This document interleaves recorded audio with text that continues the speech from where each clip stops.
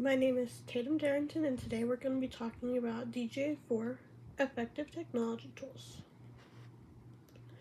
So, the first effective technology tool would be WebQuest. Students are expected to follow the lesson expectations.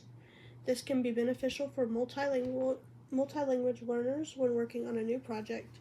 A disadvantage could be the project or lesson could be too confusing for students. So then I included this picture over here that talks about the use of WebQuest and how it has real situations, the latest information, the use of websites, content-based instruction, content language integrated instructions, and then it goes this way to communication skills, vocabulary, word development, model behaviors, and controlled practice. Then we have development behaviors, all the social development, motivating activities, which means it can be very engaging, the learning approaches, and then that's it, and it all goes together, so the arrows, see. Okay, so now we'll move on to technology tool number 2, which is blogs. A blog is an online journal where you can find a lot of information. So this information can be anonymous, or it can have an author or a writer.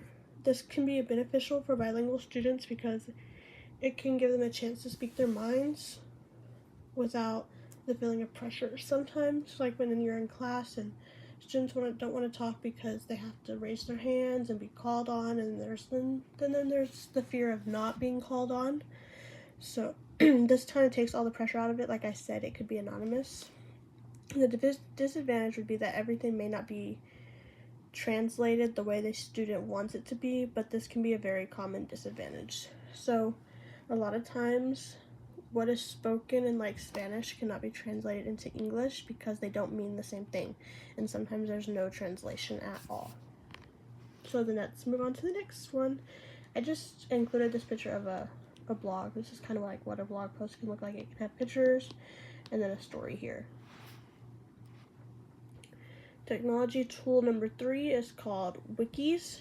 This is an online space where students can work together on projects, and you can design this to be any type of lesson: math, reading, music, PE, anything like that. A beneficial aspect of wikis is that students can learn from their peers and work together. So since they're working together, they can learn from other students. A disadvantage is that the information could be misleading, which is a very common thing. This is why you must check your sources. When you're doing anything online, you can find reliable sources, and then sometimes they're unreliable, which means the information is fake. And lastly, we have technology tool number 4, scavenger hunts. You can design a hunt to fit your type of lesson you are teaching. This is a really fun and engaging thing. A benefit